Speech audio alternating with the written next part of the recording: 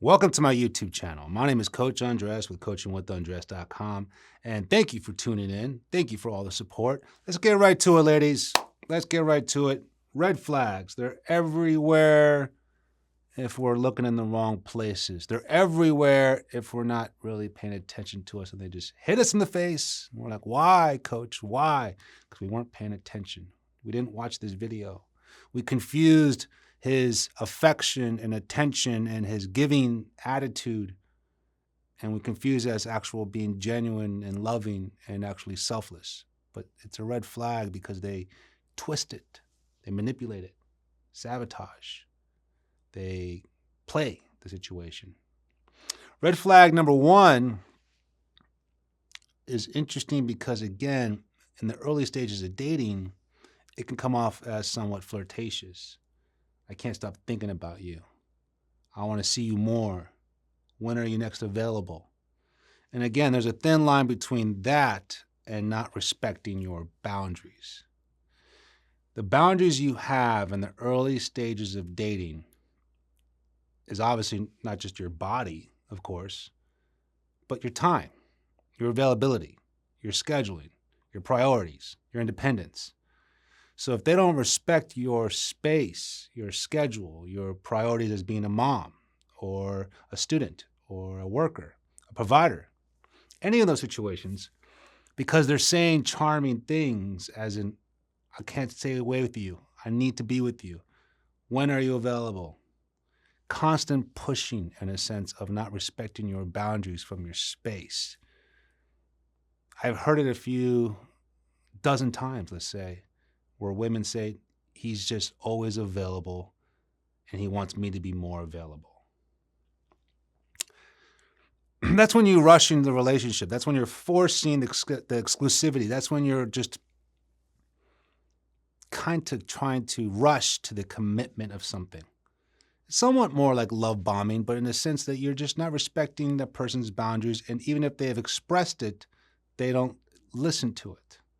The obvious boundaries are as in, I'm not ready for sex. I'm not ready to go there yet. I'm not ready to go to your house. I'm not ready to talk about that yet in some form, childhood, parenting, ex, marriage, whatever those situations. Those are the ones that you should know and not feel bad about in any way because you're protecting yourself. And if that person doesn't get that, then they shouldn't get more of you. That's a boundary to understand that if they don't respect my privacy, my body, then we got something questionable here. This is a red flag that's going to, don't want to find out. I don't want to date it. That's more about privacy and personal, like body boundary. They don't respect that. The confusing one is the other one where they don't respect your availability, your schedule, and your time. Because again, I've seen it, I've heard it from my clients. It's persuaded, it's delivered, it's presented as, I can't stop thinking about you. Don't hang out with your girls. No. Why don't you get off work early? Don't worry about it. You won't get in trouble. And they just kind of persuade you to make them feel like they can't live without you. I get and love the romance side of that, but it's not realistic and it's not healthy. At the end of the day with boundaries, it's about exploring boundaries in a healthy way, feeling respected and safe. If you don't feel respected and safe with your boundaries, establishing your boundaries, communicating your boundaries, why do you want to go on another date with this person?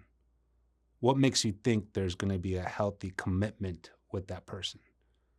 Respect and safety. I think everyone can agree on that is the basics of what you'd want from any relationship. Respect and safety. I mean, from loveship to friendship to coworker, associate, to teacher, student, to sibling, to mother, dad. Respect and safe. That's why it's very clear to be strong about these boundaries that you have. If it's personal, if it's physical, or if it's availability in a sense. And again, the tricky part is when these guys have this charismatic, Casanova, very flirtatious, cool way of playing with your boundaries, They won't come up front and be direct and cold and mean about it. They want to almost bend your boundaries. And I've seen it through my clients' stories where they started to compromise their values or morals or boundaries because the guy's persuasion was so, again, sexy, fun, exciting, rebellious. I get it. The whole James Dean, too cool for school attitude. But if you find yourself that you're bending your boundaries, again, with your body, personal space, your availability, not feeling safe, not feeling respected, then you know you're compromising your boundaries for someone who doesn't really respect you. They want to win compared to dating you. Number 2, I've seen this happen so often, and I get why people enjoy it, but it's a red flag where they check in frequently. Good morning, good afternoon, good evening, good night. What'd you do last night? What time did you get home? Who are you with? What'd you wear? Can't stop thinking about you. I miss you. Hey, you didn't respond back. What's going on? I saw you read it but didn't message back. How come you read my message but didn't respond? What did you post on social media? Hey, what are you wearing? How was your lunch? I mean, to a point where they check in frequently because they seem so excited that they're basically at this point chasing a feeling, not you. They're playing themselves with their thumbs. They check in frequently. They call you all the time.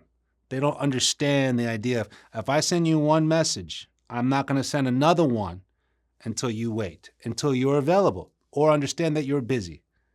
It's not about you. It's not about the other person with this person. This red flag person doesn't care about your availability, doesn't care about your personal space, doesn't care. They're just constantly checking in because they want this rush. They want this feeling. They want this dopamine fix of like, she sent me a picture, send me another picture, send me another text, another emoji, Snapchat me, Instagram me, TikTok me, email me. It's just constant validation, constant chasing. They check in frequently. I mean, everyone loves feeling wanted, so I get why some people get confused with this. Everyone loves this checkup on, I'm okay, how was work? Or, again, did you sleep well? Did you get there safe? That's a great feeling. And that's why it gets tricky at times, because this love bomber, this red flag guy might start in that way, might start in those terms, but then it excessively grows. Excessively overshadows who you are because it's the feeling that they're chasing. I mean, there's a fine line between being healthy and unhealthy contacting. Something I've talked about in one of my products. It's called How to Seduce a Man with Texting. It's an audio program product. Check it out at coachingwithundress.com. And the idea, what I tell my clients, the women, on how to approach the situation with men, that fine line of healthy contacting, is keep text messages for statements. Small little check-ins and statements. We're not going to conversate on text. I'm not going to get to know you on text. We're not going to resolve conflict on text. I'm not going to get emotional on text. That should be for a phone call, video call, or if not, in person. So there's a fine line of basically healthy conversation, healthy contact of have a great day. Let me know when you're free. We'll talk later. How's 9 o'clock after dinner? Can I call you then? Basically making plans and showing interest of respecting someone's space and privacy and their scheduling compared to excessive contacting, frequent contacting. Less is more. I mean, literally with text messages, the more you text, the more anxiety you give yourself because you're playing a game with yourself. Notification, notification, notification. So I always tell my clients, I was like, from the woman's point of view, when you want the man to chase you, when you want the man to show he's interested, when you want the man to see if he's really thinking of you, you don't text him 9 to 5, Monday through Friday. You don't. Not in the beginning. You're working. You're in school. You're with your family. You're doing whatever. You're doing things to better yourself. And if he does text you, how's work going? Good morning, have a great day. You reciprocate the same pace. You reciprocate the same beat, the same pattern. You don't just answer with a whole paragraph. You're like, thank you, good morning, things are going well. Have a great day too, I appreciate it. Talk to you soon. And keep it simple.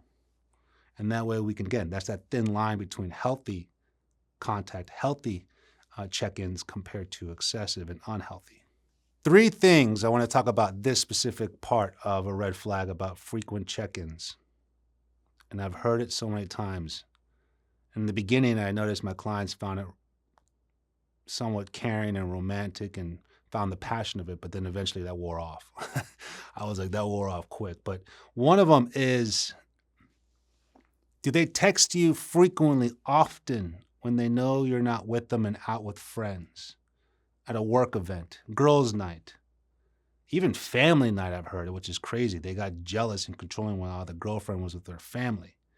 Do you notice frequent check-ins if you're out with the girls? That's a huge red flag. Let them go. Let them have fun. Go enjoy the girls. Call me afterwards. Let me know if you need a ride. I'll pick you up. I'll send you an Uber. Don't drive. Whatever it is, but that constant, frequent check-in. Oh, so tell your friends I say hi. Oh, send me a picture. Is everyone good? Like that constant, it comes to, again, thin line between being caring and protective to red flag. The second one would be they get upset if you're out later than you said. I should be home by 6. It's 6:45. You lied to me. Who am I dating now? I'll call you after dinner. It's 10:30. How long was your dinner? We hung out for another cocktail afterwards. Holy shit, shoot me. I'll call you in the morning. It's almost noon. You didn't call me in the morning. It's technically the afternoon. Get a life. If they get mad where you basically, they hold you guilty to not responding back when you said you would within a time frame. They're holding you to a schedule. Red flag. Huge red flag. And the third one, I've never been in this position, thank God. If I saw red flags before this, I'm out of there. This one, they get mad, they make you feel guilty if you don't respond immediately. Not the point of the other one saying, I'll be done around then, I'll let you know. They don't respond immediately. Again, they're chasing a feeling, they're not chasing you. They get mad if they left you on red and they haven't responded in a few hours. It's okay. It's okay, especially on the work weeks. It's one thing if we're conversating back and forth, I get it, and then saying, I'll call you later. But if you just send like a simple message and you don't hear anything back for a while, good. Have that space. Miss the person. Be supportive. Be selfless. But that constant, frequent check-in? Now, number 3 on the red flag. Number 3, they always want you to prioritize them. Don't worry about your son. He'll figure it out. Worry about me. Your girls, again, every other weekend you see them. What about me? God, you work so much. What about me? Oh, you have to go to the gym again? What about me? They always want you to prioritize them over things that are important to you. Things that you value, things that define you, things that you've committed to prior to him being in your world. It's not romantic. It's not passionate. It's not, I just can't live without you, stupid, cheesy romance that you see in certain things in novellas or certain movies. It's controlling. It's a red flag. They need you to prioritize them at all times. Jealousy is a combination of anxiety, insecurity, anger, and fear. Jealousy is a combination of all that. So they're scared, basically. So that's why they want you to prioritize them to secure that.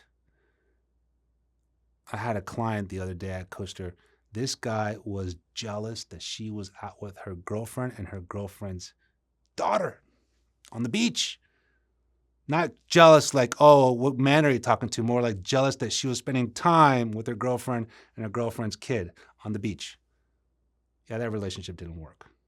It was very interesting for her to kind of kept on dating him afterwards until she finally hit the wall with him saying, this is not normal. That's not cute. No, it's not really romantic anymore. And I'm like, yeah, no shit. You kidding me? I'm getting jealous over you and your girlfriend? Oh. So those are 3 of the red flags you want to pay attention to when it comes in the early stages of dating. All right. So if you have any questions or have any comments, leave one there. If you're interested in any coaching sessions, I'm here to help you. Thank you for watching. I'll be right back with another video on 3 more red flags to look out for in the early stages of dating. Take care.